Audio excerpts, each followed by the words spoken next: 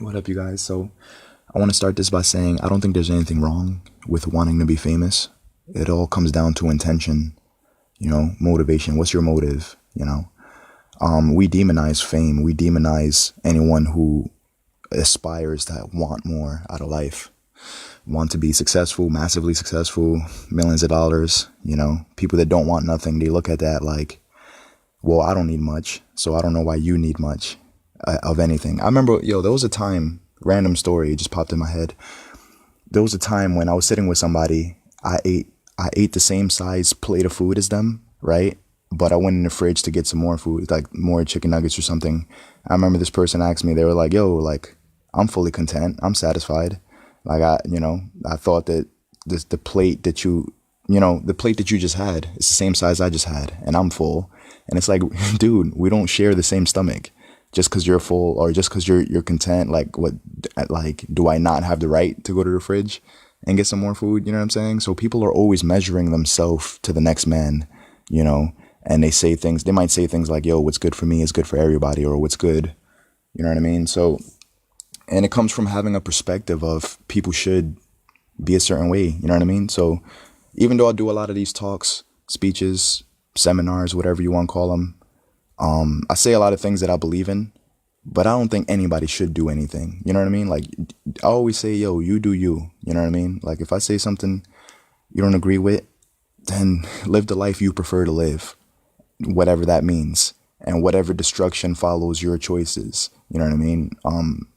Because sometimes people just have bad mindsets, and bad mindsets lead to poor choices, which lead to, you know what I mean, you looking up at the sky saying, God, why me? And God's like, look, man, like, you're positioned for a bad life based on the way you think, because the way you think governs your life. It dictates the choices you make. And the only way to make different choices, you know what I mean? That's why there's a metaphysical thing in the Bible talking about dying to yourself and becoming a new creation. People try to, change themselves in small strides, they try to slowly and gradually come to a change, come to being a new person. But, there's this idea of dying to yourself, like the old you is dead and a new version of you comes alive. And a new version of you that comes alive is supposed to be the person that you were intended to be, that you were created to be. You know what I mean? So before I get into the topic, I want to talk about one more thing. Over the last couple of days, I realized every human being in this world I've ever complained about, and any person who's ever complained about me, you're not complaining about me. You know what I mean? Because there's multiple versions of me. You know what I mean? It's about to get super philosophical, but there's me today, right? There's me 2 weeks from now. There's me 2 years from now, 2 decades from now, 5 decades from now. And all these versions of me could potentially be a different version of me depending on what choices I make. You know what I mean? So when anyone ridicules the 16-year-old version of me, that's not the person I was created to be. That's just the mediocrity that I embraced, that I identified as me. You see, a lot of people think they are the choices that they make. That's why when you say you hate a basketball team and the other person that you just said that to loves that basketball team, they take it as an insult because they are what they like. You know what I mean? Like, and it's like, yo, you're just, instead of understanding, hey, you don't have to like the same basketball team as me, or if you say, hey, I don't like this, or I don't like that, I don't believe in this type of God, or I don't believe in that type of diet. People feel so insulted by that because they are what they identify with. And that's why people hold on to their stories so much of what they've been through, that produces a victim mentality of whatever happens when they were 9 years old or 15 years old. And they hold on to that story even though they're 47, because it's the only sense of identity they've ever known. And they feel like they have to hold on to the story because they have nothing to identify with outside of that story. And the problem is people think they are what they do. They think they're the bad thing that they did yesterday. You know what I mean? I was listening to this pastor talk, and he was like, every time someone comes up to him crying about a sin they committed, they're like, yo, like, they're crying and they really regret what they did. And he simply says, yo, I'm so happy to see you growing in the Lord. I'm so happy to see you, taking account over your life. And it's good that you have remorse. And people are like, yo, do you hear what I just said that I did? And he's like, yo, I hear what you said you did. But the problem is you think you are what you did. You're not that person. Like you're more than that. And if you limit yourself to that, and if you identify with that, then that's what you become, whatever you claim that you are. So anyways, in terms of fame, right? I want to be famous, right? But it's because I have something to say, It's because I feel like I have something valuable to say. I feel like I have something that the youth would need to hear, Maybe not necessarily want to hear. I don't think any of the messages I deliver is cool per se. It's not cool to talk about mental health and fortifying your mind. But the thing is, like, if you don't, life gets really hard, But the thing is, a lot of people want to be famous, but they have not yet learned how to deal with mean comments. And when you're famous, when you're not famous, like, you get mean comments anyways. It's just part of being on the internet. But when you're famous, that gets amplified by 10,000. And if you can't handle it at level 1, then when it gets amplified to level 10,000, that's why people have mental breakdowns, because they want to get famous, but they don't want to grow as a person and, shield their mind from the things that don't matter, or learn how to be apathetic or indifferent about the comments that people said to you that really don't make no difference. You know what I mean? Like, man, one of my favorite rappers, Logic, took internet comments so personal that it started pushing his hairline back. He was stressing out over internet trolls and who's saying what and who's judging, all because of insecurity. And he desperately wants people to think he's cool. Like, there's some people want to be famous because they just want to be cool or want to feel like they're cool, and not because they have anything to share or anything meaningful to say. But I promise you, it creates a much more meaningful life when you actually have something meaningful to say, and you have people coming up to you saying, yo, man, you changed my life. Like, I used to beat my girl until I watched your videos. I don't beat her anymore. Like, crazy stuff like that, man. That becomes somebody's testimony. Like, when they hear how much of a good person you are, and then you rub off on them to the point that they want to be like you, and they want to get rid of their old ways, whatever that is, So a lot of religious people, they will make fame, the pursuit of fame, a vanity thing, not understanding, like, if I'm following Christ, then when people follow me, that is who they're following. You know what I mean? People be like, yo, you want 5 million followers, 10 million for what? That's vanity. And it's like, do you not have a brain? Like, if you want to preach the gospel, what's it better to preach it to? Like 5 people or 10 million people? Like, if you have the option. And some people say, oh man, if I could just preach it to one person, that's good. It's like, but why aim for one person? When technology makes it so that you could reach so many damn people, why limit yourself to just one, So yeah, man, whatever person you become, and whoever your idols were, and whoever the people that you shape your mindset after, everybody that you follow, when people follow you, that becomes the person they follow. They're following all of your influences vicariously through you when they follow you. You know what I'm saying? Like, when you become a person that they admire and they want to be like you. So that's why, for me personally, anyone who influences me, there's a lot of insecure people that tried to be my mentor, but they don't realize that in my mind, they weren't qualified to be my mentor because they didn't have things that I wanted, like they didn't have mindsets that I aspire to have for myself.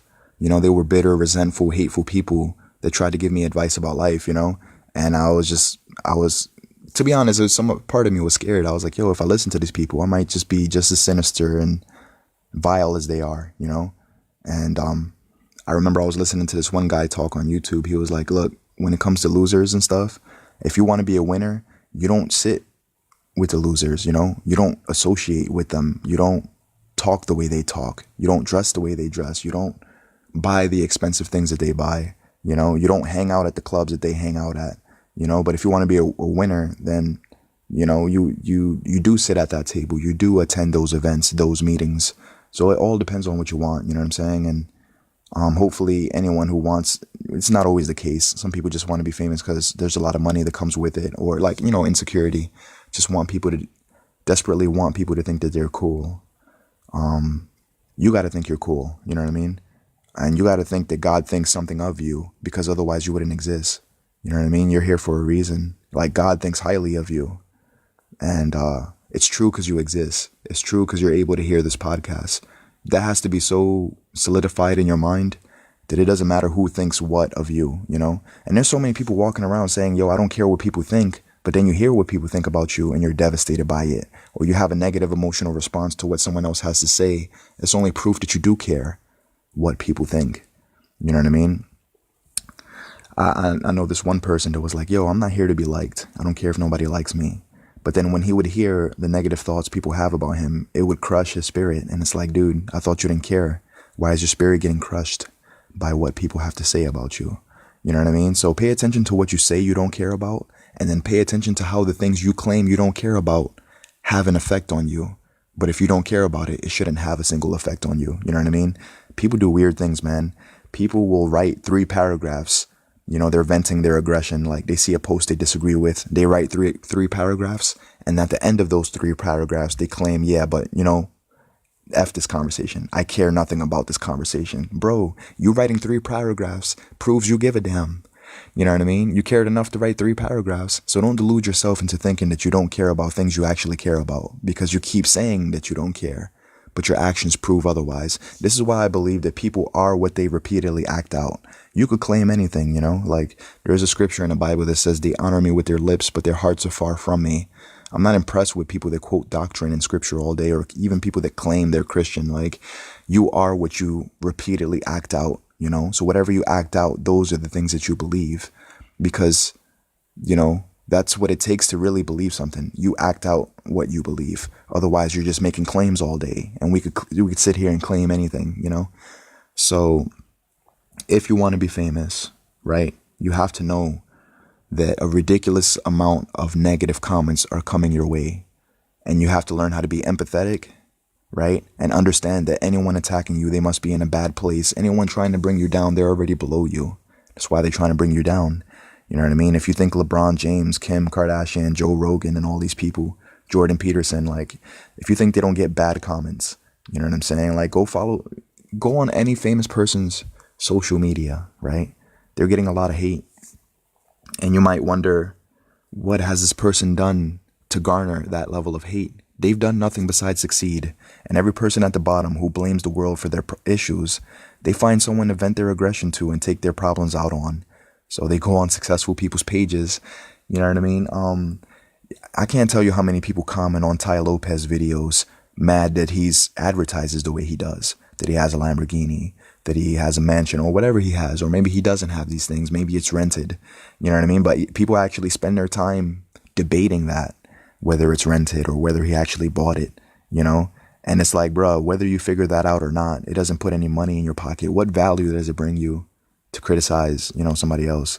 But anyways, so yeah, man. And even me personally, like, talking about criticism for a second, any mindset that I've ever criticized, because it's always mindset. I'm never subliminally targeting a person, right? But I know it's going to appear that way. I'm always talking about the mindset, the ideology that they have that makes them behave the way that they do, you know? Because mindset aside, right? When you focus on a person, I know that every individual was created to be phenomenal. The worst of the worst people. I believe that for everybody. So when I criticize what's a terrible version of a person, it's only the mediocrity that they embrace, which is separate from who I know God created these people to be. You know what I mean? That's why it's never personal. You know what I mean? I promise you it's never personal. I want you to imagine something, right? This is something I said on other podcasts, and I'm going to get back to talking about fame, right? But I remember I did some calculations, right? What's up, D-Flow? How you doing, bro? I did some calculations on my phone, and I was like, yo, there's 7 billion people on this planet, and there's 16 personality types according to Google. So I was like, yo, you know, what if I divide 7 billion people by 16 different personality types, right? You know the number I got? I got 450 million people. So that means if the world was evenly split, 7 billion people evenly split amongst 16 personality types. That means whatever personality type that you're incapable of getting along with, I want you to imagine the person you hate in this world, whoever that was. Now imagine 450 million of them. You know what I mean? So it's not personal. When you don't like a person, it's their mindset. Because if they change their mindset, if they change the way they think, they would not be the person you complain about anymore, you know? They would be somebody completely different. So that's why it does wonders for my mental health to view people as if they are already phenomenal the way that I know God created them to be. Because if I view them in that light, they have no power to frustrate me. Why? Because I don't focus on how mediocre they are or the mediocrity that they choose to embrace.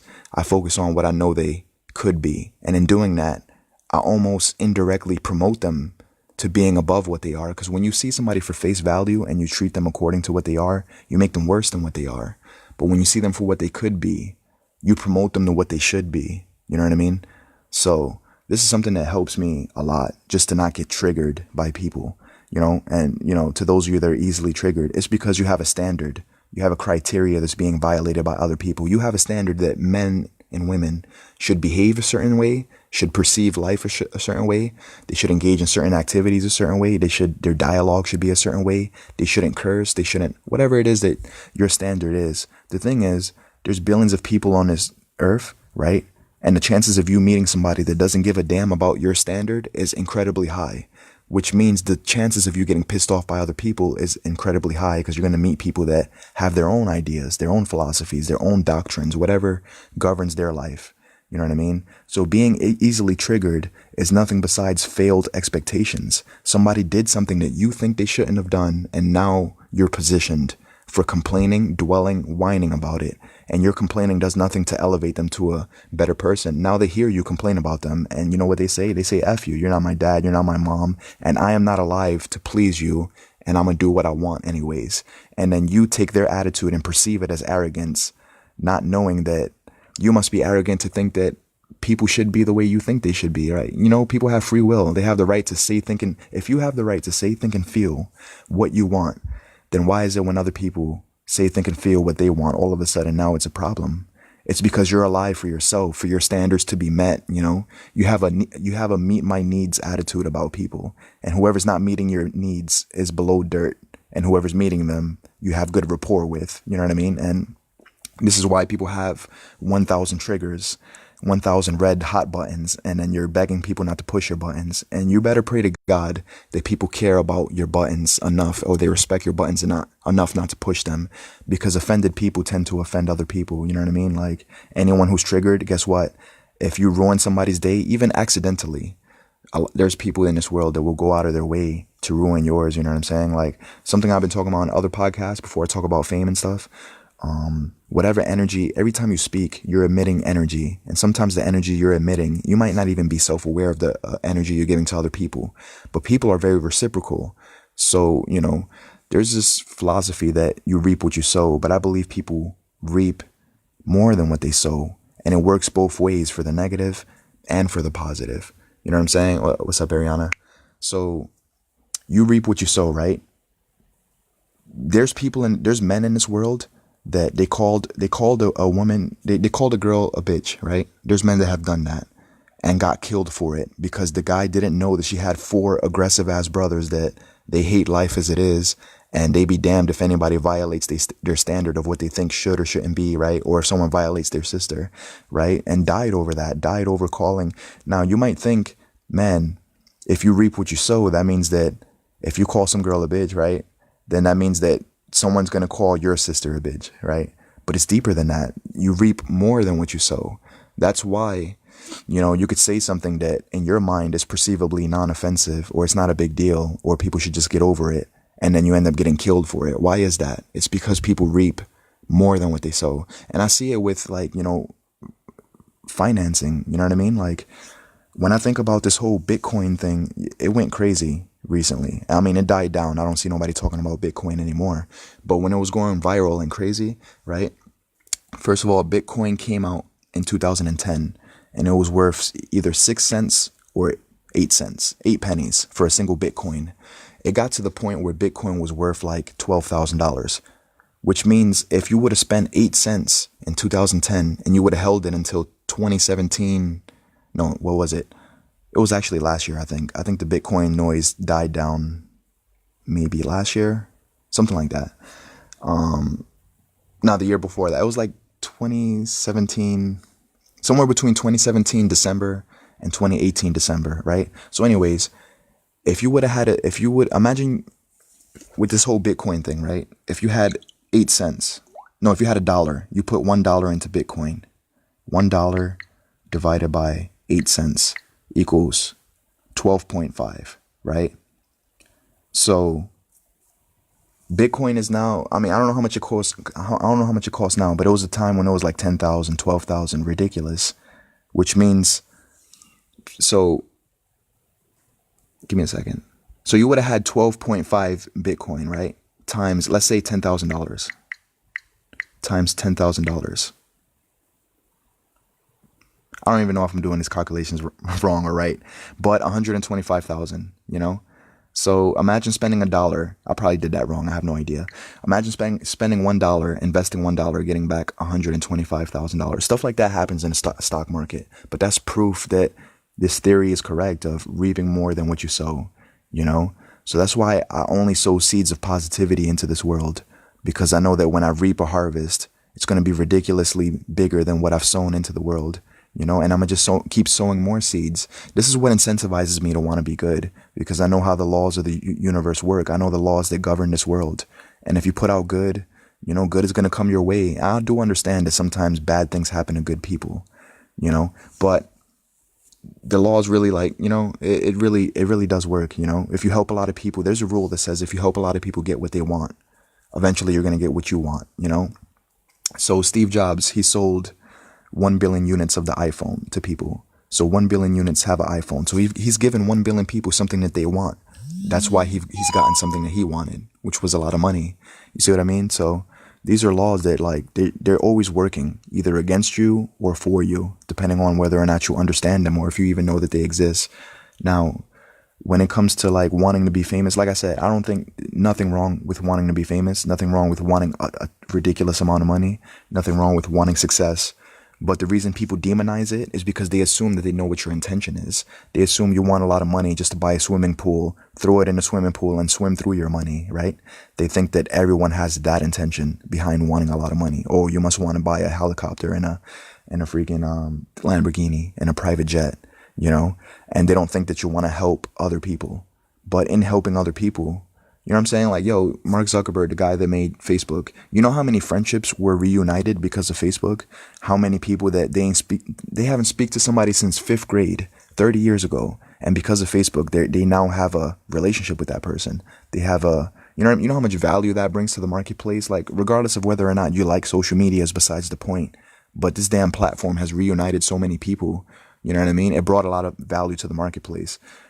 Now, the way Facebook is making money, like they sell a lot of our information to advertisers, and that's how they know how to advertise to us. That's why if you look up cars on Google, it's a matter of time before you get on Facebook and you see cars being advertised to you. It's because your information is being sold, you know, and that's how they make their money. But besides of all, you know, aside from all that mischievous things that they're doing with your information, they did bring a lot of value to the marketplace by reuniting a lot of people that probably would have never been reunited. I mean, they would have found each other on another platform, but you know, that's besides the point. If Facebook didn't exist, like something would have took its place, right? But anyways, so yeah, if you want to be famous, right, you got to not care about the negative judgment that people have on your life. That's crucial, man, because if you care about that, it's gonna take its toll on you. It's gonna have a negative effect on you. It's gonna affect how you perform in the world that you're in, whether you're a marketer, whether you're an entrepreneur, whether you're a basketball player, painter, musician, you know what I mean? Like, sometimes a famous person who has 5 million followers, sometimes the worst thing they could do is look through their comments section, right? But sometimes it's the best thing they could do if they go through it, like, wanting to learn how to be empathetic and accepting of other people's opinion. You know what I mean? Being accepting is the greatest way to deal with things that are happening that are just negative. Just learning to be accepting, learning that life is a numbers game. You might wonder why people are assholes. It's because life is a numbers game. Like, a percentage of people in this world are going to be that way. A percentage of people go to heaven when they die. A percentage of people are going to be famous. A percentage of people are going to be rich. A percentage of people are going to be what you consider to be not worth your time. A percentage of people, you might end up hating them. A percentage of people you might never get along with. You know what I'm saying? Or depending on what your motivation is. Like, I want to learn how to get along with any damn person, you know? To do that, I have to not easily be triggered and offended, because being easily triggered and offended prevents you from getting along with more people than you could if you wasn't so triggered. You know what I'm saying? And so yeah, man, people transition from being a normal person to fame, and they haven't let go of their pride, their triggers, the things that rub them the wrong way. Now that gets amplified times 5,000, and they start having mental breakdowns and panic attacks, and they turn to drugs, and you know what I mean? Like all these things that they use as a form of escapism because they don't want to deal with how weak and feeble minded they are. So they deal with drugs, you know what I'm saying? Instead of saying, how can I get stronger? You know what I mean? I've met some strong ass people in this world, mentally strong. And, you know, like this whole victim story, this is why it disempowers you to be a victim. It disempowers you if you're a weak ass person and you think you were born that way, and you think that you're inevitably going to be that way for the rest of your life, because then you have no power to change. You know what I mean? You won't even research how to change because you don't believe change is possible. So it prevents you from watching motivational videos. It makes you cynical towards the world. It makes you like that one girl that I talked to who said she wanted to kill herself, right? And she was like, she said that she told that to her husband.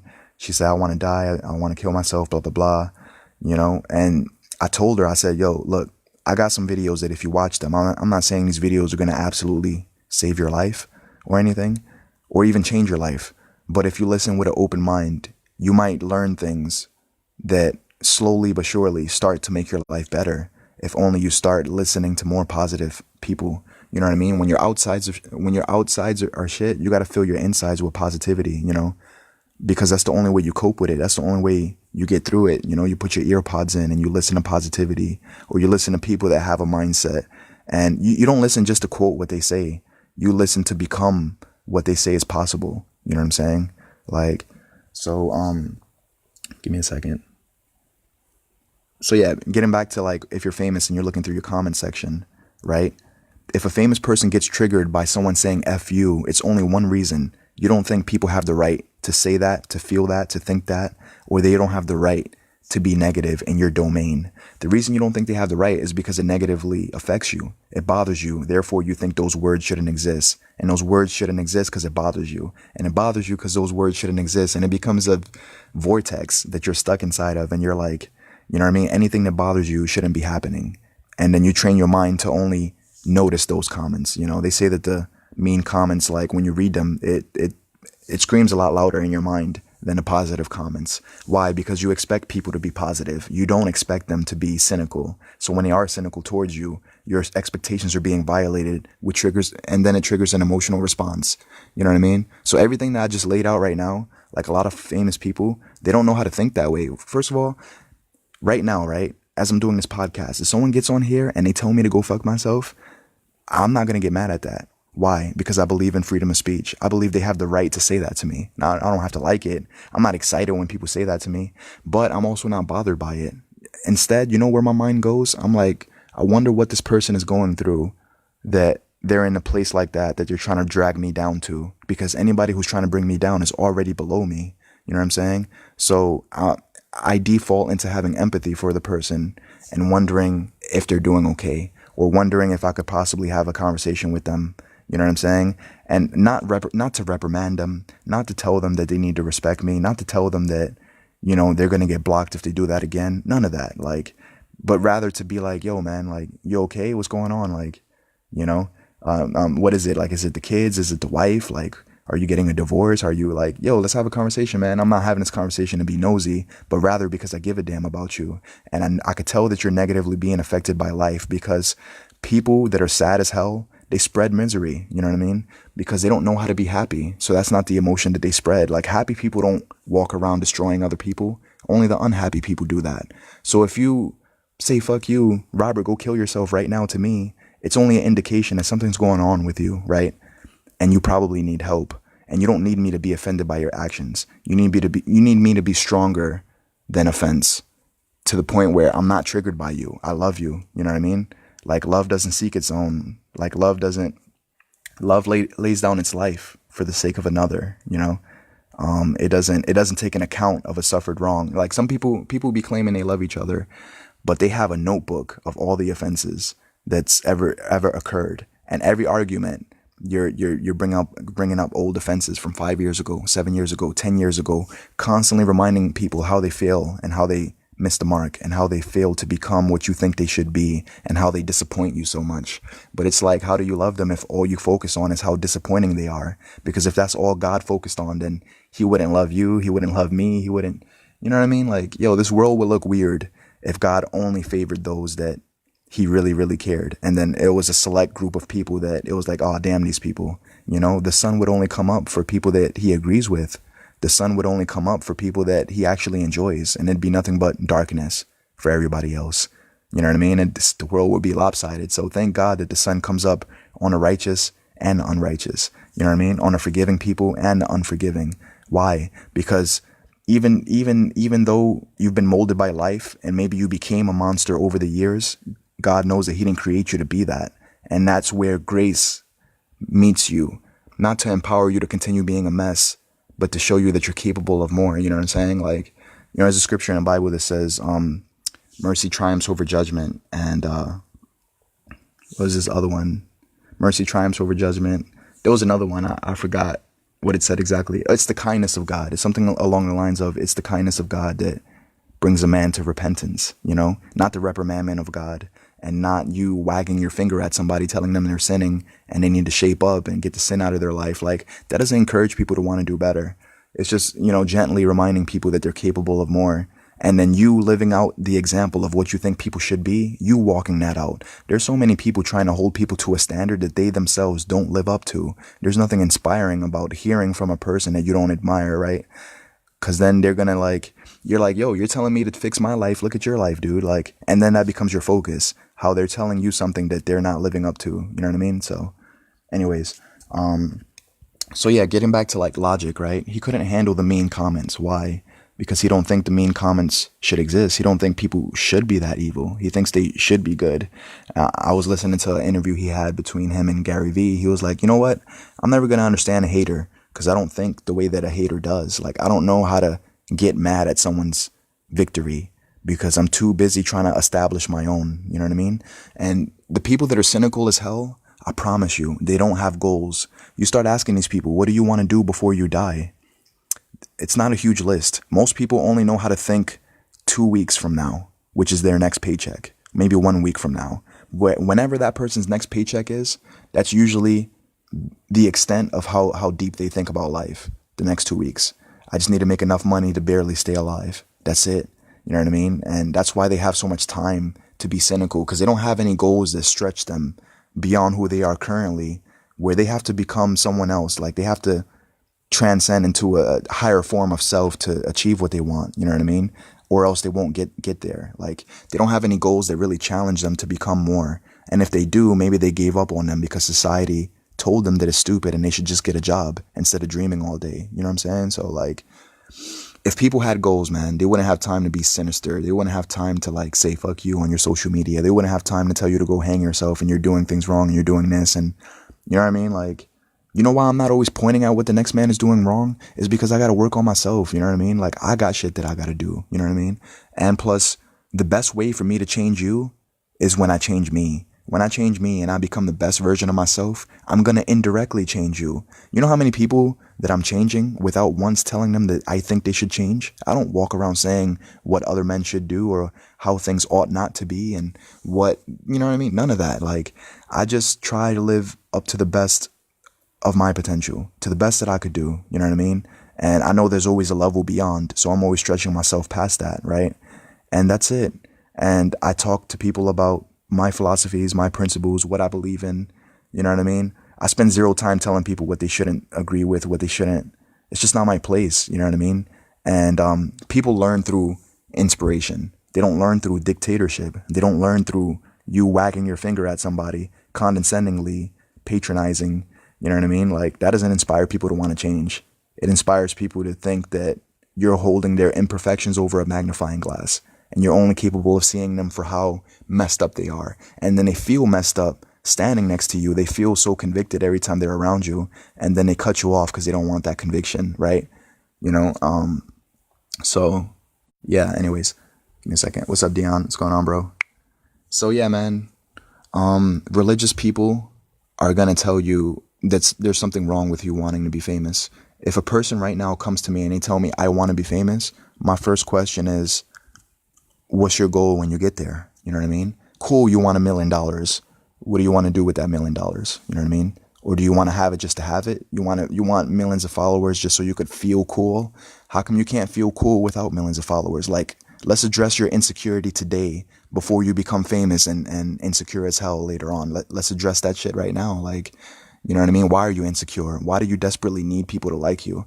You know what I mean? You want admiration. Why do you want admiration? I want admiration too. Like, personally, you know what I mean? Like, admiration is cool, but the reason I want admiration is because I know once you admire me and then I start doing these podcasts, my podcasts to you are that much more impactful because I'm someone that you admire, right? So you give me permission to speak life into your life. Why? Because you admire me. You know what I mean? Admiration is amazing, you know, but I don't want it because I'm insecure. I don't want it because without you thinking I'm cool, I'm incapable of thinking that I'm cool. I think that God thinks that I'm cool. You know what I'm saying? Like, if I believe that Jesus died on the cross for me, then why do I need humans to validate my existence? You know what I mean?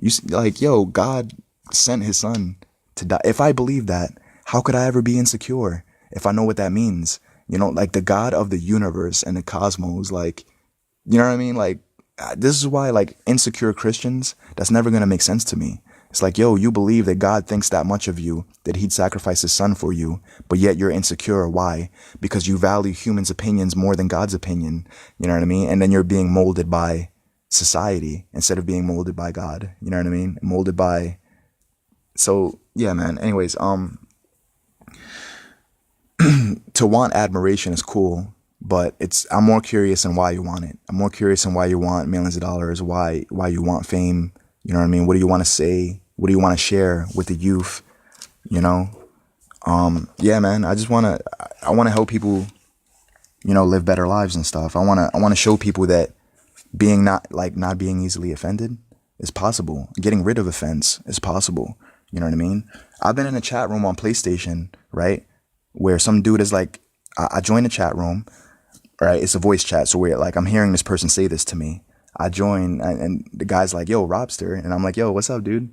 And he's like, yo, what's up, you bitch ass nigga? Like, that's exactly what he said to me. You know what I said? I said, what's up, brother? How's your day going? Like, how's your life? How are things going? He's like, yo, cool. Yo, he instantly stopped offending me. Why? He wasn't even being offensive at all. I think he was just uttering out noise that was meaningless. I've trained my brain to only listen for value. Either you're saying something valuable or you're saying something that's not valuable. But I don't train my mind to look for what's offensive and what's permissible. First of all, I believe in free speech, like I said, so you could say whatever the hell you want. The reason I didn't get triggered when he said, what's up, you bitch ass nigga, is because I'm not what he's describing me to be. You know what I mean? I know that I'm not that. So why would I react to that as if I am that? You know what I mean? So I didn't even acknowledge that he said that to me. I simply proceeded to be kind and was, yo, bro, what's going on? How's your day? I don't know this person, but I know right after I exchanged, like, I enter the room, right? He gives me negative energy. I give him positive energy. He starts reciprocating the energy that I'm giving to him instead of me, you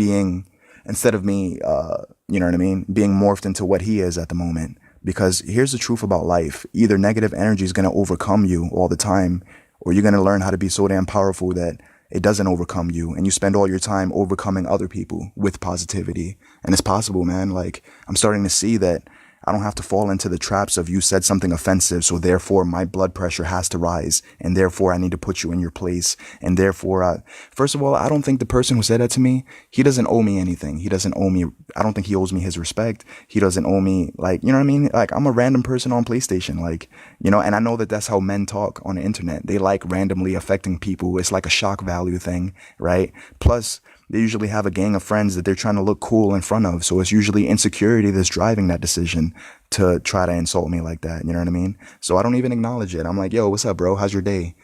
And then he stopped it. I thought it was so funny. He stopped trying to insult me. It just became a positive conversation after that.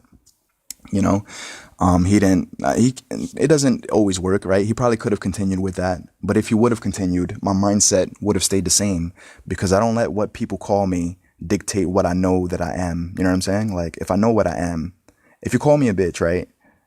How can I get affected by that if I know that I am not what you're calling me, right? That's just your opinion. That's you expressing your feelings of, you know, it might not even be your feeling, because people say things that they don't mean all the time.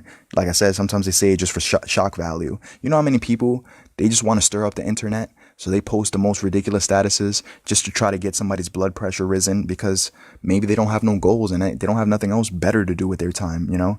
So yeah, man. And that's where addictive behavior comes from, I think. Just not having huge, ridiculous goals. Like me, like before I die, I want to reach 100 million people at least. I have no idea how I'm going to do that. But I know that my goal is too big for me to get offended by somebody calling me a bitch ass nigga and then spend the next 2 weeks of my life having an emotional reaction to that. You know what's crazy about life is when someone says something offensive to you, you feel the effects of being offended 3,000 times if you think about it 3,000 times. And since your mind can't tell the difference between something you vividly imagine and something you're actually experiencing, that's why when somebody says something to you once, you feel it 3,000 times. Why? Because you take your mind to the same place you was when you heard those words being said to you 3,000 different times, and you feel the negative emotions that you felt during that one time, even though it probably happened 6 months ago, but 6 months later, it's still having impact on your life. It's still molding your life. It's still wasting your time because it's making you dwell on how people shouldn't communicate. They shouldn't talk like that. They should be this way. You know, if you study the most miserable people in this world, they're obsessed with how things should or shouldn't be.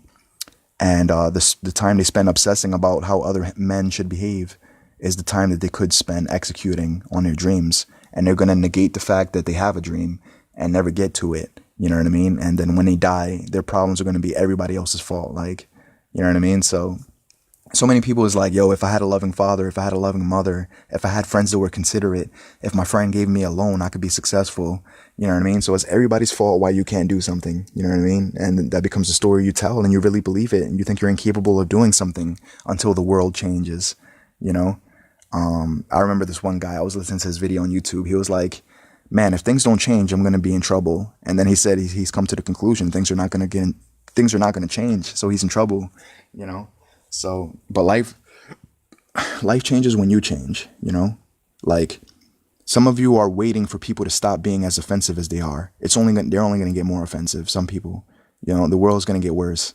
So if you're waiting for people to stop being offensive, you know, instead focus your energy on becoming stronger. You know, don't wish, if you're sailing through the ocean, don't wish that the waves weren't so harsh. Don't wish that the storm wouldn't come. Like if you're sailing, if you're a sailor, you're going to deal with a couple storms, but, you know, pray to God to be a good sailor, that you know how to navigate through the storms instead of taking the storm so personally that you think the storm shouldn't exist, right? The storm didn't come to shipwreck you. It came to challenge you. How could you navigate? You know what I mean? And the storm comes to everybody, the foolish man and the wise man. The reason the foolish man gets destroyed by the storm is because he takes the storm personally instead of taking his relationship with God personally, right? If you take your relationship with God personally, you don't take people personally. You don't take their issues personally. It's not personal anymore, right? There's a scripture in the Bible that tells you that it's not personal. It says, we war not against flesh and blood, but spirits and principalities in high places. When I forget what principalities mean, but when I hear that word, I think about principles. How many times have you heard people say, yo, it's not about the money, it's about the principle. Yo, it's not about the car, it's about the principle. Yo, it's not about that being my ex-girlfriend, it's about the principle. You know what I mean? Like, people are fighting over principles, you know? It's always your principle versus someone who doesn't give a damn about your principles. You know what I mean? So, and I don't know, man. I strongly believe that I don't need any of you to agree with any of my principles. I just need to live my best life, you know, in God, whatever that manifests itself into. And just try to do my best and everything that I can as best as I can, you know? So, and I just can't, I realize what little control I have over how other people choose to behave. So anyways, all this rambling that I did, this is just a list of things that I'm not sure if famous people thoroughly understand. This is why they get overcome by mean comments on the internet. You know what I mean? Like, I remember I used to see Instagram models, they do a live. They have one hater that says, F you, go kill yourself. You're just a whore. Man, your daddy should discipline you. He should spank you. He should do this. Man, if I was your dad, this is what would happen. Like, and then you know what they do? They screenshot that comment and then they post it and they put they circle it and they say, hey, I want you to send this person. Hold on. I want you to know that because of this person, I'm not going to do Instagram live videos anymore. And it's not because of that person that you're not doing Instagram live videos anymore. It's because you can't handle people like that person. And that's why you're not doing Instagram Live. And people are dictating your actions because there's a part of you that want to do Instagram Live videos, but there's also a part of you that's like, man, there's going to be one annoying person. Like, yo, annoying people don't cease to exist just because you don't think they should. You know what I mean? Like, reality is that thing which doesn't go away even when you try to ignore it. It's persistent. Like, it's still there. That's what reality is, you know? And some people are just going to be mean. And if you don't try to be empathetic towards them and just understand that they must be in a terrible place, if you're massively successful, if you have 1 million followers, guess who's the people commenting hateful stuff on your page? The people with 12 followers, you know, the people that if they had 1 million followers, they wouldn't have anything valuable or anything useful to say to their followers. You know what I mean? They'd probably be a Lil Tay or Whoa Vicky or Cash Me Outside. How about that? One of those people, you know? And, so anyways, and by the way, I'm not mad at their success. I'm happy for them, you know, and I hope that they develop a mindset that doesn't allow this world to eat them alive and swallow them whole, because this world will if you don't get strong. You know what I'm saying? Like, I'm never mad at, you know, there's a lot of rappers. I used to say stuff like, you know, mumble rap is this and it's that, and they shouldn't be famous. And it's like, yo, who am I to say what shouldn't be? You know what I mean? It's not even my business that mumble rappers are famous. Like, what does that have to do with my career or the career that I want to make for myself? Because if I want to be a rapper, the more time I spend complaining about mumble rappers and how they shouldn't exist, isn't that taken away from time that I could potentially spend recording some of my own music and worrying about my own fan base and building my own empire and spreading the message that I believe in? And you see how being bitter, dwelling, and complaining, it leads to you doing a whole lot of nothing. Like, you know what I mean? And then I was like, you know what? You know, God bless these mumble rappers, you know. I don't agree with their message. I don't agree with a lot of the things they're doing, but they don't need my approval. You know what I'm saying? Like, they're going to do what they do with or without my approval, because people do what they do with or without God's approval in a lot of cases. And some people don't even believe in God, you know. But, you know, I just realized not everybody wants fame for the same reason. I saw this one video. This guy was like, yo, he said, all right, I'm a mumble rapper, right? And he was like, I could understand how some of my music is garbage. But he said, if I put out a garbage record and 2 million people or 3 million people buy it, can you blame me for putting out a garbage similar record if I know that I could get similar results? He said, I'm not out here trying to change the world. He said, I'm not out here trying to give a positive, good message. He said, my motivation is money, and whatever gets me a lot of money, that becomes the record that I put out, you know? So that was his motivation. So of course he's going to put out, you know, what a lot of us would consider garbage, because he's not motivated by shaping the minds of the youth or giving a good message, which, by the way, he doesn't have to be motivated to want to give that message, because with free will, it kind of turns it into a free-for-all where everything is subjective and people just do their own thing, whatever they believe that they want to do. You know, that's what free will creates. It creates a bunch of people that they don't have to be righteous. They could be as unrighteous as they want to be, you know, not without consequence, because everything has a consequence. You know, every word that you say, everything that you post, you know what I mean? Like, there's some type of consequence. You know, if you put out a status right now, just because nobody liked it, nobody reacted to it, just because nobody commented, doesn't mean nobody consumed it. Somebody consumed it. And through their consumption, there's a consequence for them consuming it. Like, you know, they're going to have negative feedback mentally or positive feedback. It's going to improve the quality of somebody's day, or it's going to diminish it. It's going to remind them that you're the reason why they hate society, because people like you exist. Or they're going to see the goodness that you post and say, man, I have hope in humanity again. You know, it's going to be one or the other. Like, there's consequences even if you don't see them, even if you don't see someone liking your post or commenting or sharing or retweeting. It doesn't mean it wasn't consumed by somebody. You know what I mean? Somebody might see your post and be like, yo, look at this guy posting again, thinking he's a know-it-all. Like, look at this guy, so arrogant with what he perceives to be wisdom that I consider foolishness, and he shouldn't post this and he shouldn't, you know, like, they're probably doing that mentally. And if they're doing that, or if you're doing that, you know why? Because you don't got no damn goals. Like, just get a set of goals that are ridiculous, that it takes a lot of your time to accomplish it. I promise you, you won't have time to be bitter about who's acting like what and who's behaving like what and whose dietary plan is this and who's vegan and who's Christian and who's Muslim and who's, you know what I mean? Like, Jesus, when he spread his message, he didn't spend his time getting consumed by who's not listening to it and why they're not listening to it and calling those people stupid for not listening to it. He simply did a presentation and he was looking for the believers. Those are the people he was speaking to. And then he would close down that presentation. The next day comes, he does another presentation, you know? So you do more and more presentations, more and more people are going to come. And the people that your message is meant for, they're going to receive it. You know what I mean? And you have to just let the numbers be the way that it is, because life is a numbers game, you know? There's things that never change. It's only the faces that change. But, you know, like for you entrepreneurs, you understand that when you get into network marketing, if you put out a post and 100 people see it, right? Somewhere between 1 to 5 is going to convert. It's just, life is just a numbers game, and faces change, but the numbers don't, you know? You might say, how come 100 people seen a post where they can invest their money and change their life? How come only 5 people converted out of 100? How come only 5 joined my business opportunity?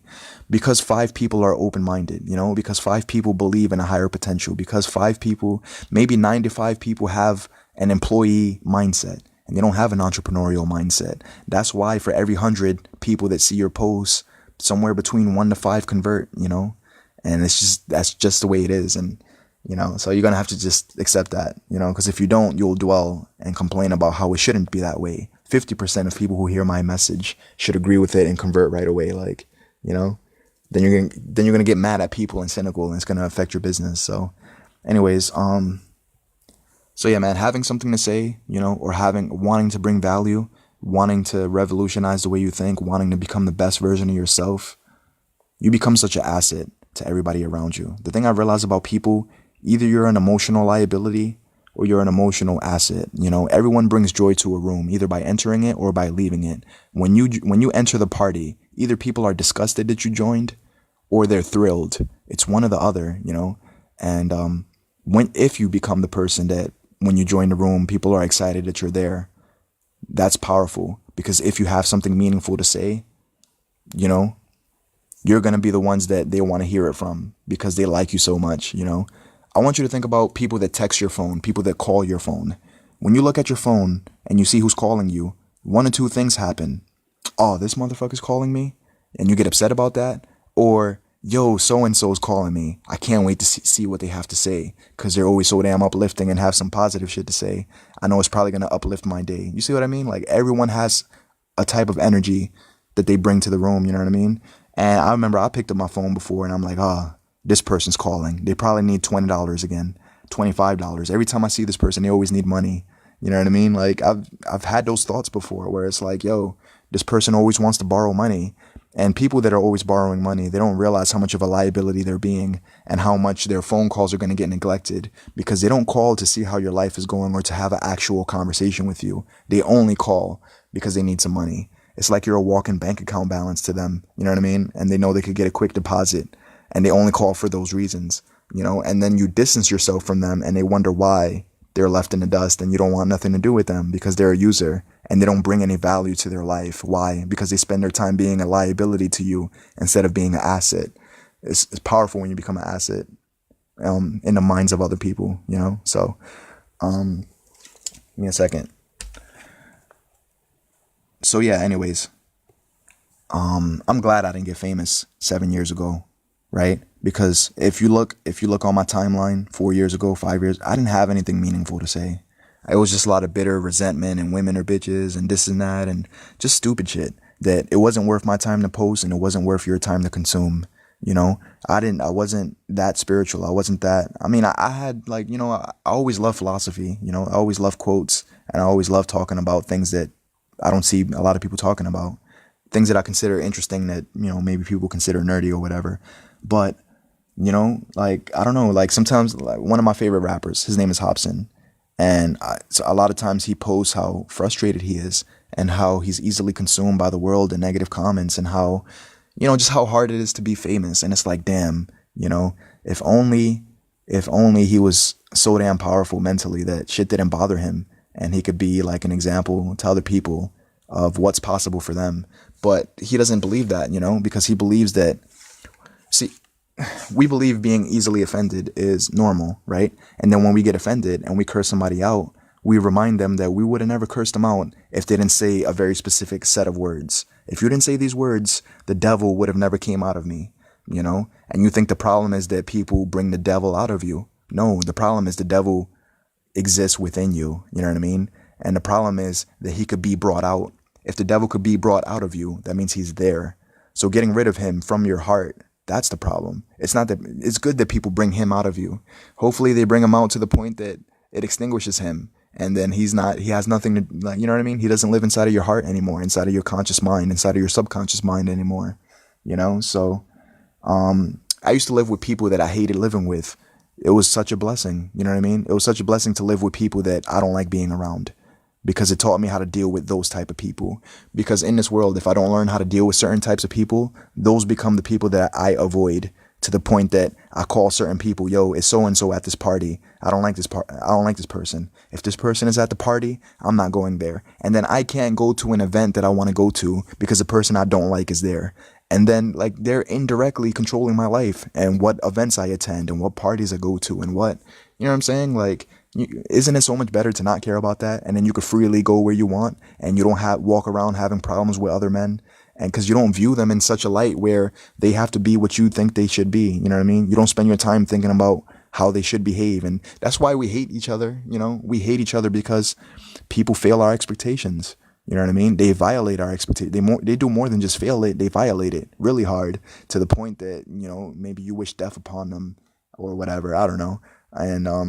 And like, it's crazy. Like, sometimes people post something crazy on Twitter, and they say that this man should be fired for what he posted on Twitter. Really? He should be fired? Like, yo, you don't know if this man he probably has 2 kids, probably has a daughter, a wife that he's trying to take care of. You want him to get fired because he wrote a tweet that you think shouldn't exist?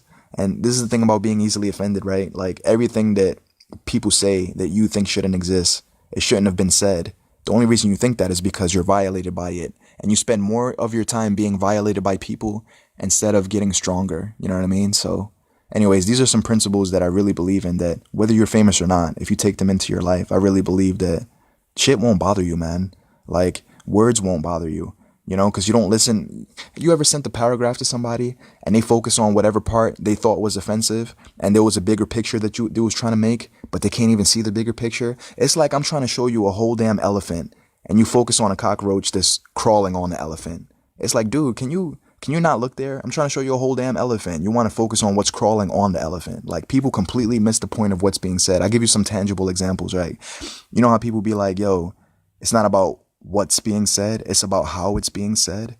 That's the corniest thing I ever heard in my life. If you focus on how things are being said, you're always going to miss the point in what's being said, because you're not listening for what's being said. You're listening for tonality and how it rubs you wrong and how they should speak differently so that you could consume the message, instead of you being adaptable and realizing that fuck their tonality. It's not about that. Are they saying something valuable that could help you? You know what I'm saying? Like, even people that spend 99% of their time saying foolish ass, meaningless things, they could possibly say 45 seconds worth of value that could forever change your life. Even though the other 99% of the time, like, they're never saying anything valuable, right? And when you listen for value, you'll be able to take 45 seconds of value from a person that spends 99% of their time being foolish and utilize that to transform your life, to change your life, and to have a lot of gratitude that the person said that, you know what I mean? Instead of focusing on how 99% of them is foolish and you don't like them and you don't like this and you see what I mean? So since I only train my mind to listen for value, it becomes all that I hear, because I only place things in 2 categories. It's either a good use of my time to consume what you just said, or it wasn't worth my time. But then I don't say, oh, it wasn't worth my time, and then get offended. Because getting offended is a bigger waste of my time. Because first, now you said something I think you shouldn't have said. Let's pretend that I have a standard that, that you should follow, which I don't. I feel like you could do whatever the hell you want. But for example purposes, let's say you just said something I think you shouldn't have said, right? Now, right, I feel like it was a waste of my time to consume it. Then I spend the next 25 minutes being bitter about it and lecturing you about how things like that ought not to be said. Like, how is that a good use of my time? Now my blood pressure is risen because of you. Or it's not because of you, it's because of me, but I'm going to blame it on you, because we conveniently blame our blood pressure on everybody else. You know what I'm saying? Instead of realizing, because if you got 1,000 triggers, right? And someone pushes your buttons, you might think it's their fault that you're upset. But you know what makes life even better? when you remove your triggers. I really think that's possible. I know like some people are going to hear this shit. They're going to be like, yo, what are you saying? Like, is it possible to never, ever, ever, ever get frustrated? Never, ever, ever get offended? You know what I'm saying? Now, I'm saying that, here's what I am saying. There's more possible for your life than you know. There's more than you could ever dare to imagine. You know what I mean? You don't have to be as easily offended as you are. And if you have 1,000 triggers, wouldn't it be better to have 5? You know what I mean? Because 1,000 triggers for you means you're at the mercy of other people in 1,000 different scenarios. And if they don't respect those buttons, and if they're having a bad day, guess what people that are having a bad day tend to do? Ruin everything around them, right? And then you become the target because they're having a bad day. And it's just like, you know, it's like, man, there was a scene in a Saw movie. I forgot what it was. But a person they were tied together and one was trying to escape. And he didn't know that him trying to escape was killing both of them. You know, I think one person was blind and one couldn't speak, something like that. So they couldn't communicate that, yo, you shouldn't do what you're doing, right? And then it was hurting both of them. But it's almost like people that are having a bad day, they don't see that them taking it out on you, it doesn't make their day go better. It just, you know, so anyways, so enough of that subject. But yeah, man, being famous, I think the best thing to have in your utility belt, being famous, number one, not being easily offended. I really believe that. That will make being famous easier. If you look at what famous people complain about, they're easily offended. Someone said a comment. Someone made a blog post. Someone made a video about me saying this about my kids. You know what I mean? I don't know, man. I feel like, yo, like what I'm about to say next is crazy, right? But let's say I have 2 kids, right? 15-year-old son, 15-year-old or 14-year-old daughter, right? And someone makes a blog post about how much they hate my kids for 30 minutes. I don't care. You know what I'm saying? Like, I really don't care about that. Like that they made a video about it, you know? But so many people do. Why? Because they think the video shouldn't exist. Like, yo, those are my kids. Why are you talking about my kids? People are talking about your kids because they have free will, and free will creates, you know, like everyone has a mindset that makes their actions permissible. You might be wondering why people behave the way they do. Their mindset governs their life. They have a mindset that makes it permissible to talk about other people's kids. That's why they're doing it. You know what I mean? And if you get offended by what they're doing, you'll fail to see that they're created to be more than the mediocrity they're currently embracing.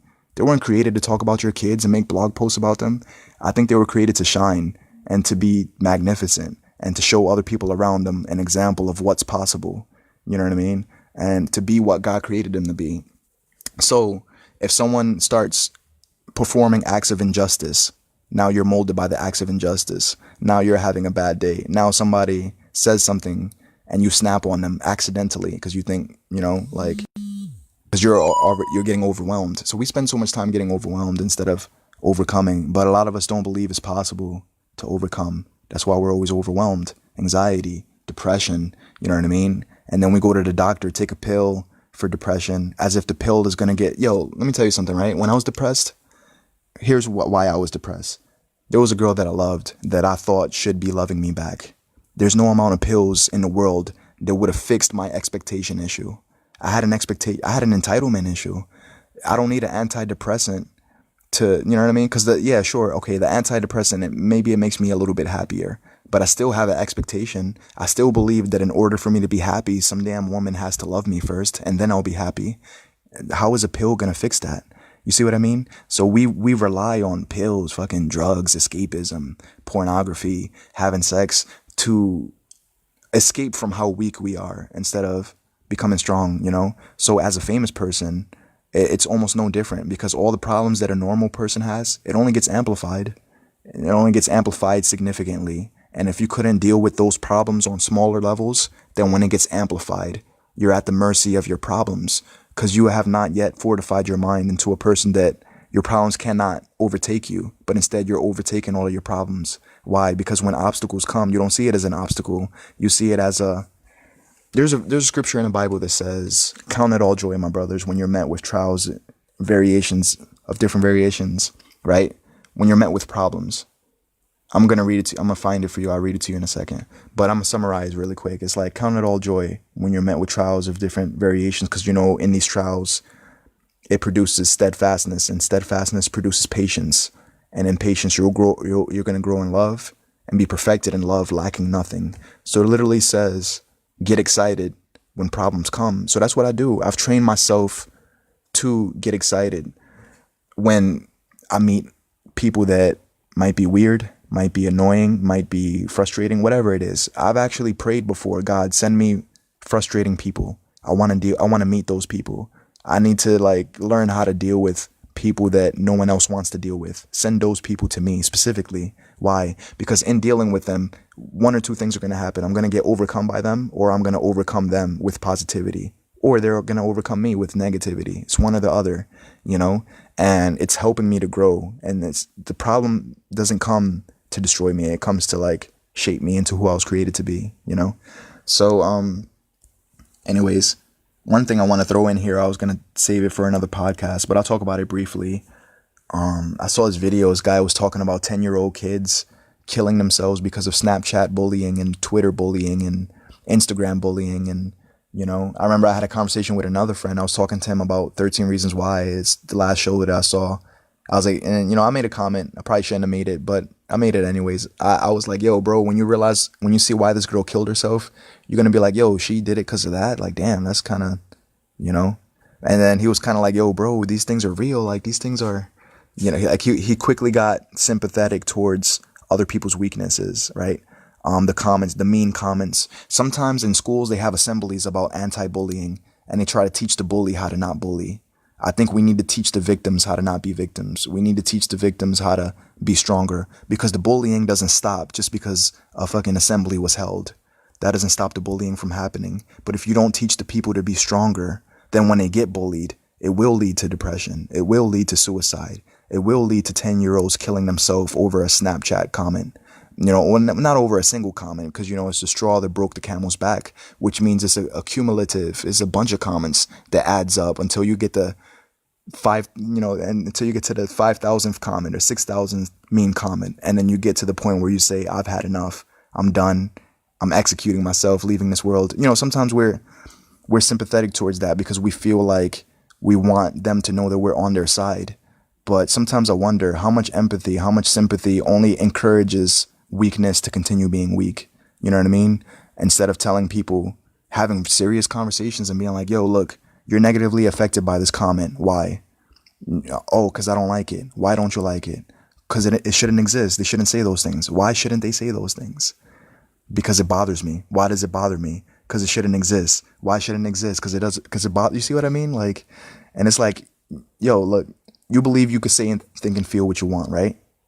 How come they can't say, think, and feel what they want? The problem is not that they're being mean. The problem, why are you so breakable? Why are you so easily affected? Why is it easy to get under your skin? That's the problem. Because if we don't fix that, anybody could get under your skin. Anybody could violate you. Anybody could get on your nerves. Anybody could control your blood pressure. That's a huge problem because you're forever living at the mercy of other people. And people who don't like you will intentionally do that to you to get a reaction out of you. And now you're molded by them. You're their cute little puppet tied by a string and they control you. You know what I mean? Like, you don't control you. Other people do. So, you know, teaching people how to control themselves by knowing that people could say whatever they want, but it doesn't mean that you have to have a negative emotional reaction to it. And the way to prevent you from having a negative emotional reaction, I believe it starts with believing that people have the right to say, think, and feel what they want. But you find it to be your mission to find out how strong can you get mentally. How can you fortify your mind? What's the proper books to read? Because everything that we struggle with, there's a book dedicated to the subject. You know what I mean? There's a book about how to overcome smoking. There's a book about, you know, how to stop chronically masturbating. There's a book about how to deal with bullies, how to be stronger mentally. There's a book dedicated to every subject that we struggle with. How to get women. I'm sure there's tons of books on that. What else? And if you don't consume books, because, you know, we all learn differently, thank God for podcasts. Thank God for videos, because I hate books personally. But some of you love books, you know? So, I don't know. So, yeah, man, it's powerful when you want to be famous and you're pure-hearted. You're a pure-hearted person with amazing intentions and you actually love people. Because if you only love the money, you know how many rappers, they just want to feel cool in front of a crowd. They just want the money. That's it. They don't love people, you know? And you know how many people post how they feel on social media and then someone says, hey, you're an idiot. And then they can't handle that. And then they be like, oh, people, man. And it's like, bro, if you post how you feel, someone might think you're stupid. It just, because it's the law of averages. Life is a numbers game. And if you have 5,000 friends, that the likeliness and let's say you have 5,000 friends on Facebook and you have like 15,000 followers, the likeliness of somebody calling you out on how weak they think you're being greatly increases. And if you can't handle people calling you weak, then you got to understand that's what happens when you post how you feel. Like maybe you shouldn't post if you can't handle feedback, constructive criticism. Like, you know how many people tell me I should make a mumble rap song? I don't agree with that, but I don't get violated by people giving me advice. I feel like people can say, why? Because I feel like they could say, think, and feel what they want. You see, like, getting back to what I'm saying, like, this shit works. I'm telling you, like, so that's why when someone tells me I should be a mumble rapper, because that's the only way of me making it in the rap game, I don't get offended by that, because they're expressing their limited viewpoint. They see all these mumble rappers thriving in this culture, so they feel like a quick win is doing that. My brother, like, he feels like that's a quick win, making club music, making songs for ratchet women, you know what I mean? Making songs about I'm not into that stuff. You know what I mean? If I have to sacrifice who I am as a person to get something, like, yeah, I believe in the money. Like, sure. Like, I believe I want $1 million, but if I have to crucify who I am to get it, it's not worth it to me. Some people's integrity doesn't have a price tag. I was talking to a dude yesterday and he was like, integrity having a price tag. I told him how one of my friends asked me, would you blow another man for $5 million? I'm like, what kind of gay ass, what kind of question is that? Like, do you hear your question? And then it was like, so I was talking to some people that agree with that. I guess they would blow other men for $5 million.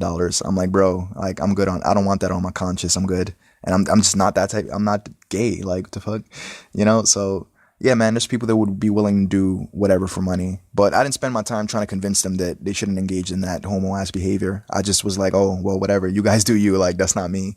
I don't agree with it, but whatever. Like, we don't have to agree on everything. But, so anyways, let me see. 1 second. So yeah, man, I think fortifying your mind is important. The problem is not people bullying, or the problem is not people saying mean comments. There's different forms of bullying, I think self-defense is important. Like, if they physically put their hands on you, hopefully you know how to fight and you know how to defend yourself that way. But the best way to defend yourself is to defend your mind. You know what I mean? Let's say that it's not the type of bullying where they're grabbing you and tossing you inside of a locker and hanging you backwards, upside down over a trash can for your lunch money. Like, let's assume that it's not that, but it's just verbal bullying, If you ever believe that people have the right to say what they want, you will never be offended when people say what they want. Why? Because you believe they have the right to say what they want. So why would you get offended by that? When other people say what you think they have the right to say, you know what I mean? When you really believe in freedom of speech.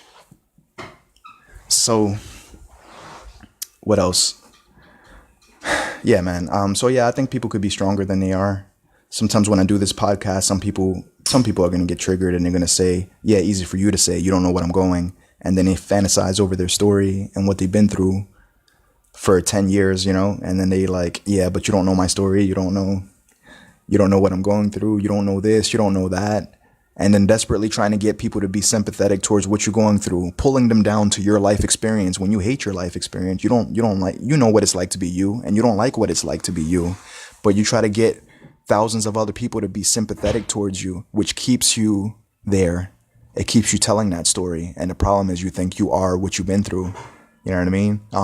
So I don't know how much longer I'm going to do this podcast. I might just end it here with one of my favorite quotes I ever heard in my life. And it says, there's a reason why your windshield is significantly bigger. There's a reason why your windshield is significantly bigger than your rear view mirrors, is because where you're going matters so much more than where you've been. You know what I mean? Like, I understand that your upbringing might have been hard. Maybe you got raped, you got cheated on, you got deceived, backstabbers, betrayal, all type of, you know what I mean? But what's the crazy thing about life? Bad shit pretty much happens to all of us, and don't take your problems personal, right? Because just because you have them, it doesn't mean you're any less anointed by God. It doesn't mean you have any less purpose than you had before the violation occurred and took place. It doesn't mean that you're not gifted, that you're not special, that you're not meant to be alive. Just because your life was conceived through rape and your dad raped your mom and that's how you were born, doesn't mean you don't deserve to be here. Just because the condom broke and that's how you got into this world doesn't mean that you're yo, there's a time to be born, and God's not surprised by your birth. You know what I mean? God's not surprised by your mom giving birth to you. So don't take your conception and make it seem like because the condom broke, you don't deserve to be alive. That's a lie. You know what I mean? It doesn't matter how you got here. The point is you're here. And I pray to God that you learn how to navigate through life, taking as few injuries as possible, because many people are getting injured more than they need to be. It's because they don't fortify their mind. It's because they don't, because I used to have entitlement. These are the things that used to hurt me. Whenever my pride was injured, I was injured. I didn't realize if I remove the pride, you can't hurt me anymore. I used to think that you should return my calls, my text messages. You should consider me. You should care about my feelings. And then I just have a new philosophy now. Now, when I wake up in the morning, I believe you don't owe me shit. You don't owe me your time. You don't have to consider me. I don't, you don't owe me your loyalty. I literally don't care if you backstab me. I don't care. You know why? Because I came here to this earth to fulfill a mission. And that mission might not include you forever. You might not be part of the game plan forever. Some people come for a season. Some people come for a reason. And sometimes you confuse seasonal people with the people, you know what I mean? Sometimes the people that came, you think they came for a reason, and it's only for a season. It's only for a couple months, 4 months, 6 months, and then they leave. And you might spend a lot of your time dwelling, questioning why. It doesn't matter why. I know you might not believe me when I tell you it doesn't matter why, because in your mind, for as long as you tell yourself that it matters, it does matter to you. The things that you communicate to yourself matter. It's going to continue to matter for as long as you keep communicating to yourself that it does. And some of you might be asking, yo, a lot of stupid shit matters to me. Why? I don't want the dumb shit to matter to me, but I can't help the fact that it does. Yes, you can help the fact. Like, you've been indoctrinated into believing that it matters, so you could get re-indoctrinated into believing that it doesn't. You know what I mean? Like, you've been brainwashed into believing it matters. You could rewash your brain. Like, you can evolve. You can learn. Everything you know how to do, you learned how to do. And that includes being offended and triggered and all of that shit, which your doctor would tell you that you have a diagnosis for and that you're incapable. Here's why it benefits the doctor if you believe that you can't control your emotions, because then you believe that they have the solution to your problem, and then they monetize your pain. You know what I mean? Then they give you a pill for it. Then they, you know what I'm saying? And sure, there are some clinicians, there are some people that legitimately care about you, but man, since the love of money is the root of all evil, that's why they don't want you to know that you can control your. This is why, a lot of a lot of psychologists, a lot of, like, the Bible is prohibited. They can't read you scriptures. They can't talk about religious, spiritual things. Why? It's because there's stuff in that book that could change your life. And they know that if they start revealing that to you, instead of you being a 6-month patient, you probably end up being a 6-week patient. You know what I mean? There's powerful things in the Bible that could really change your mind about a lot of things. If only somebody would sit down with you and read them to you, but they're prohibited from being read in hospitals. Why? You know what I mean? Like, it's a good question to ask. So, and a lot of people say the Bible is meant to try to control you. Then why is it getting banned everywhere? How come if you have a Bible in school, they banned you? Like you could have any book you want in a cafeteria, but you can't have a Bible though. Why is that? If it's meant to control you would think that if the Bible is meant to control your life, that they would promote it more. You know what I'm saying? Like, that you would randomly get one in the mail, that they would encourage it, because humans like control. And if they could control your life through the Bible, why wouldn't they want to give you a Bible instead of try to take it away? You know what I mean? Like, and passing gay marriage and all these things that they're doing. Like, we're moving away. Like, United States used to be a Christian-based country, and it's moving far away from that. You know what I mean? I remember one time one of my nieces came up to me telling me she doesn't know what she is. She doesn't know if she's a girl. She doesn't know if she's a boy. And she's young as shit. She's like 10 saying that. And I'm like, yo, what is these schools like feeding the youth? Shit is crazy, man. Anyways, but I don't know, man. That shit doesn't bother me, because I expect the devil to be the devil. You know what I mean? I can't expect anything less from him other than for him to be destructive, other than for him to create doctrines that indoctrinates other people into a belief that destroys their life. Like, I expect that to happen. So I'm just not mad, because I know that in the end, I know God wins. You know what I mean? So I'm not bothered by what the devil is up to right now.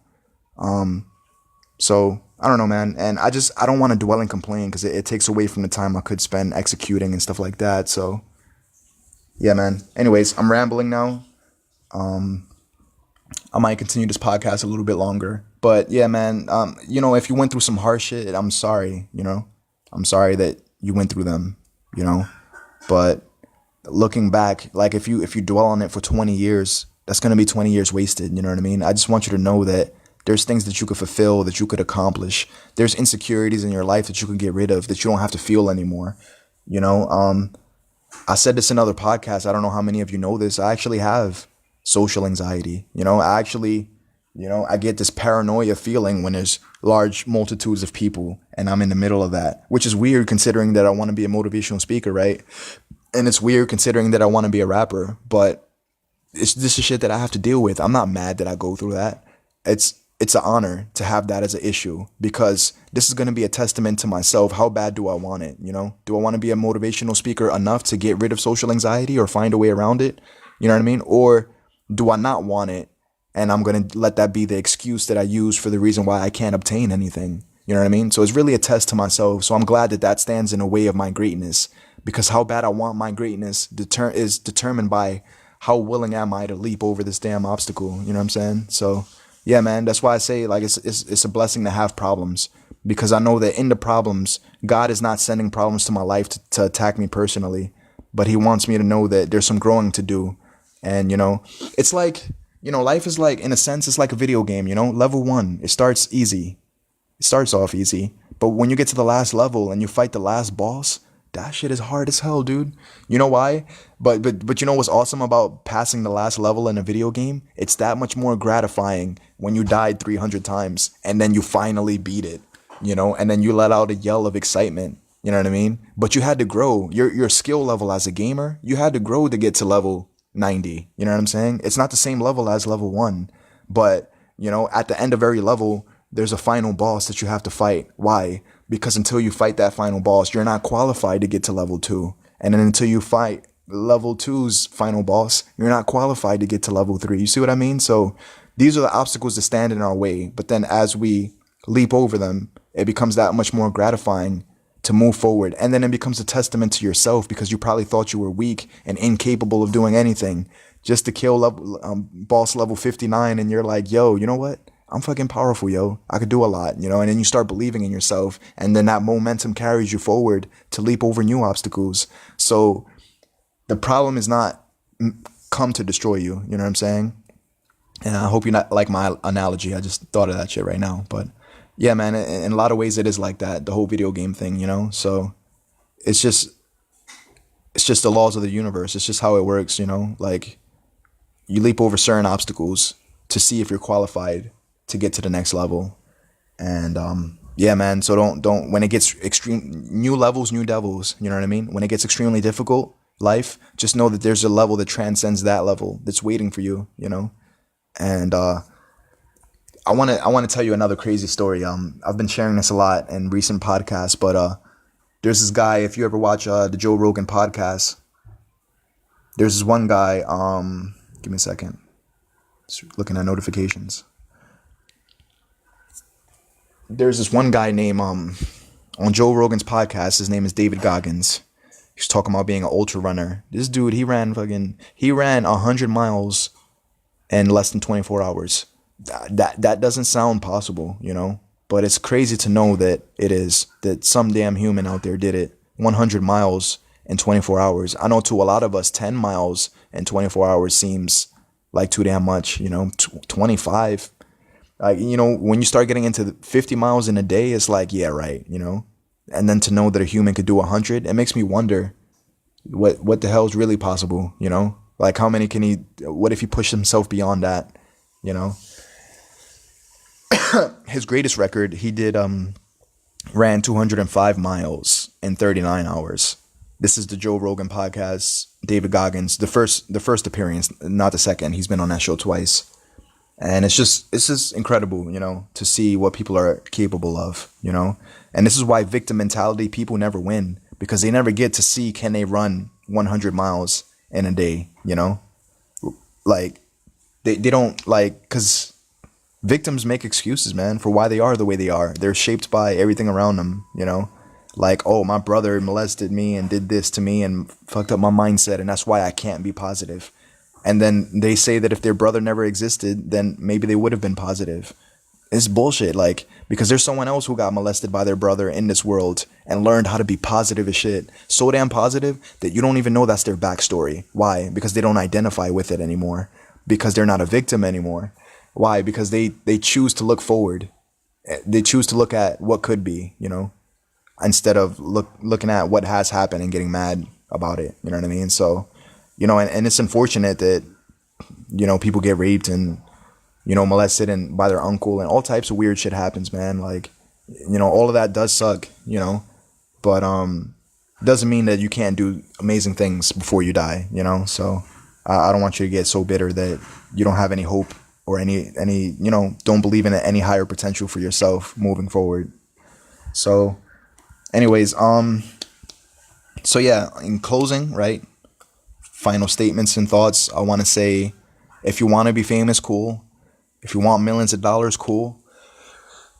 But more than you want these things, I want you to be solid, rock solid in your reasoning as to why, you know, and let it be a reason that keeps you moving forward, because life is going to get hard and it's going to challenge you to see how bad do you want your goals and how bad you want to achieve things.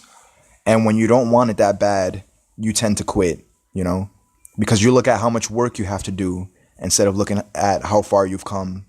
When you look at how much work you have to do and how difficult it's going to be and start using that as a reason as to why you don't want to do it, it means you don't want to do it that bad. You know, there's a lot of people that they want to climb to the top of the mountain, right?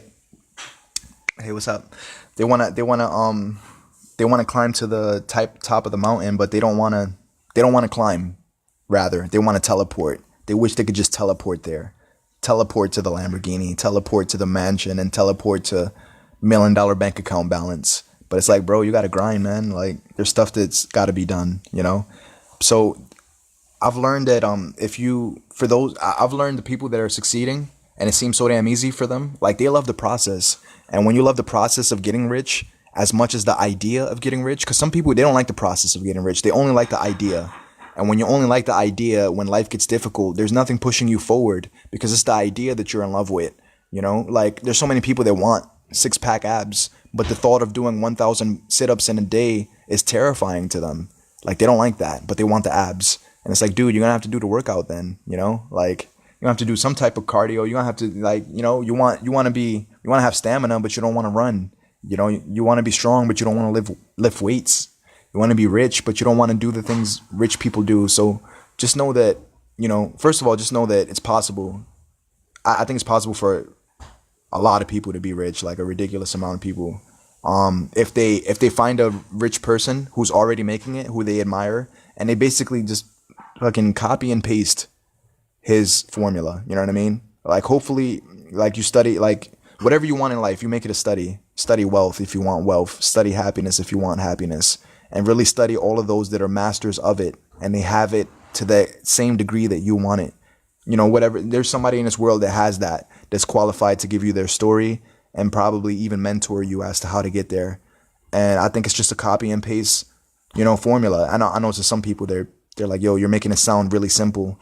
But to those people, I would say, what if it's more simple than your mind is making it out to be? Because sometimes your mind makes it more complicated than it is, you know? Like, how many times have you asked a girl out and she didn't respond the way you thought she would? You thought she was going to hate you and curse you out and tell you to fuck off and get out of here. And she didn't say any of that to you, you know? And how many conversations have you had and the conversation went a lot more pleasant than expected? Your mind is always going to distort shit. Your mind is always going to make shit more complicated than it is, you know? So maybe when it comes to wealth, or maybe when it comes to being massively sick, how, if Lil Tay, and some of you know who Lil Tay is, if she could have 2 million followers, you can't tell me that, like, come on, man. Like, Lil Tay being famous, Woah Vicky, like, all these people, they're doing it. Mumble rappers are doing it. Like, how come some of you that rap that are incredible at it, how come you can't do it, you know? So, I don't know, man. Like, people just, they think everything is hard, you know? And when you obsess over what's hard, you're only obsessing over what you don't want to do. People don't like hard. They gravitate towards easy. That's why, some of you entrepreneurs, you know exactly what it feels like to have a bunch of people in your inbox and be like, yo, so you're making a lot of money, but my question to you is it hard? It's like, bro, it doesn't matter. Is it hard? The better question is, are you willing to do the work? Because if you're willing to do the work, it's easy. You know what I mean? It's simple. So, I got to upload a video for you guys. It's very, very interesting. It's be my Christmas gift to my Facebook followers, to all of you on here. It's about it's Jim Rohn, right? He's talking about money. He's talking about the concept of being rich. And he said being a millionaire is easy. And I know that pisses off a lot of poor people because they have a victim mentality that disempowers them from ever getting famous, rich, successful, any of these things, because they think that it's luck that got them there. They think successful people are lucky, which if you make people out to be lucky, you're making it a formula that's impossible to achieve. Because let's say you wanted to say like, yo, I want to be the luckiest person in the world.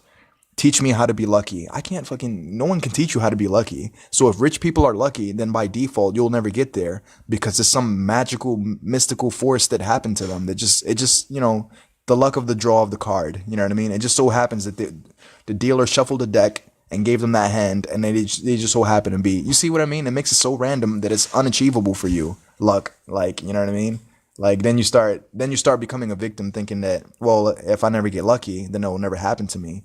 But if you start asking yourself, man, what is the formula that this person's using? Everything is a formula. Everything is coded in a formula. Mindset, technique, the way someone writes, the way they speak, the way they think, everything is formulaic. People are formulaic by design, and humans are like creatures of habit. That's why it's so hard to take away a habit that you've been doing for so long, because you're so used to doing it. You almost trick your mind into thinking that you need to continue doing it because you've been doing it for 10 years, whatever it is, whether it be smoking or being lazy or procrastinating. So, and that's why I like, this one part of the Bible where it talks about a metaphysical death or spiritual death, where the old you has to die and you need to be reborn into the person that's capable of achieving the goals that you have set for yourself. Because there's multiple versions of you, and there might be a version of you that's incapable of reaching any goals or doing anything or accomplishing anything with your life. And that's the person that's miserable, a victim, pessimistic, doesn't believe in a higher potential or opportunities, doesn't believe that there's abundance. That person, if that person exists in you, yeah, to that person, nothing is possible for you. That's why that version of you has to die and a rebirth has to happen, with you developing a mindset that believes anything is possible. If they could do it, I could do it. You know what I mean? If this person could be successful, I could be successful. That's got to be the level of self-esteem that you have. Otherwise, you're always comparing yourself to other people and getting discouraged and frustrated because other people have it better than you.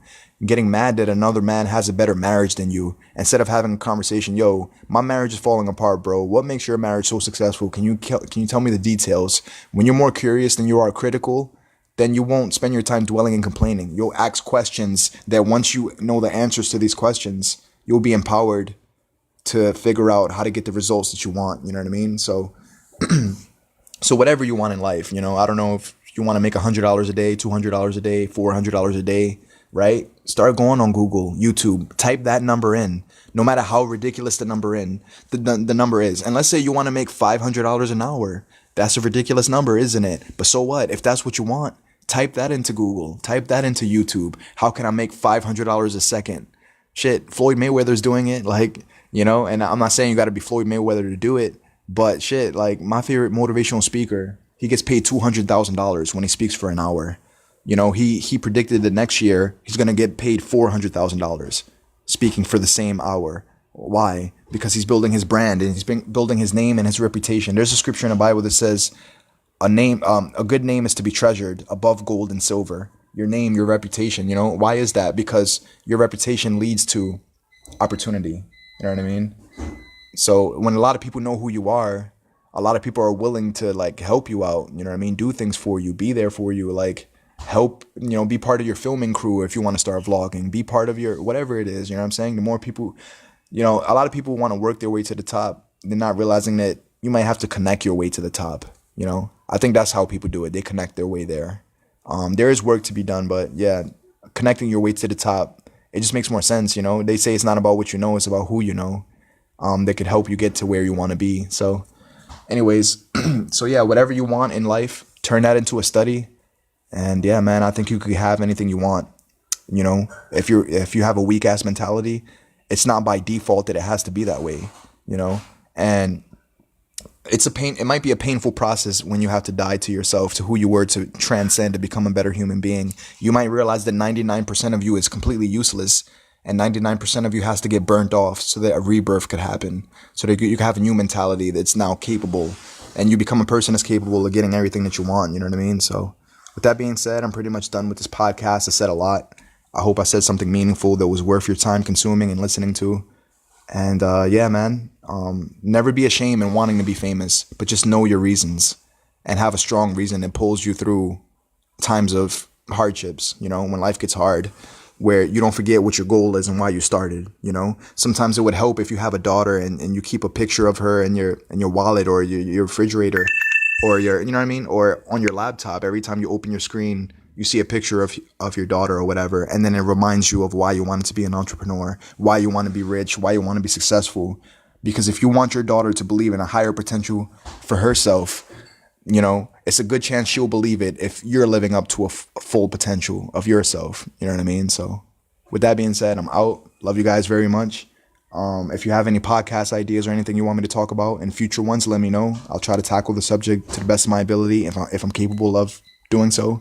If it's about cars, I don't know shit about cars, so I can't talk about cars and podcasts.